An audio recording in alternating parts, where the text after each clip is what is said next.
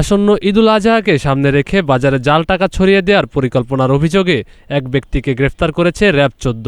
জামালপুরে সংবাদ সম্মেলনে এ তথ্য নিশ্চিত করা হয়। র্যাব জানায়, শেরপুর সদর উপজেলার চাপাতলী এলাকায় একটি বাসায় দীর্ঘদিন ধরে জাল টাকা তৈরি করে বিভিন্ন স্থানে সরবরাহ করা হচ্ছিল।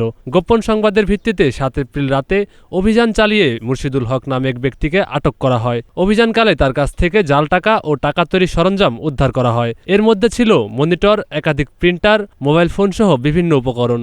কিছু জাল নোট টয়লেটে ফেলে রাখার ঘটনাও জানা যায়। র্যাব আরও জানায়, প্রাথমিক জিজ্ঞাসাবাদে তিনি জাল টাকা তৈরির সঙ্গে জড়িত থাকার কথা স্বীকার করেছেন।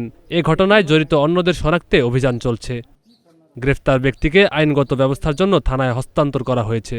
মোহাম্মদ দুলাল মিয়ার একটি ৭ম তলা নির্মাণাধীন বিল্ডিংয়ের ২য় তলায় দক্ষিণ পাশের একটি ফ্ল্যাটে দীর্ঘদিন ভাড়া নিয়ে থাকা একটি সন্দেহভাজন ব্যক্তি দীর্ঘদিন ধরে জাল টাকা তৈরি করে শেরপুর সহ দেশের বিভিন্ন প্রান্তে সরবরাহ করে মানুষের সাথে প্রতারণার কার্যক্রম পরিচালনা করে আসছে। জালিয়াতিটা আসলে সেপারেটলি একজন হয়তো করে না, তার সাথে আরও সংশ্লিষ্ট একটি চক্রের সংশ্লিষ্টতা থাকতে পারে। তবে এই মুহূর্তে এটা নিয়ে আমরা মতামত প্রদান করছি না, যেহেতু এটি একটি তদন্তাধীন বিষয়।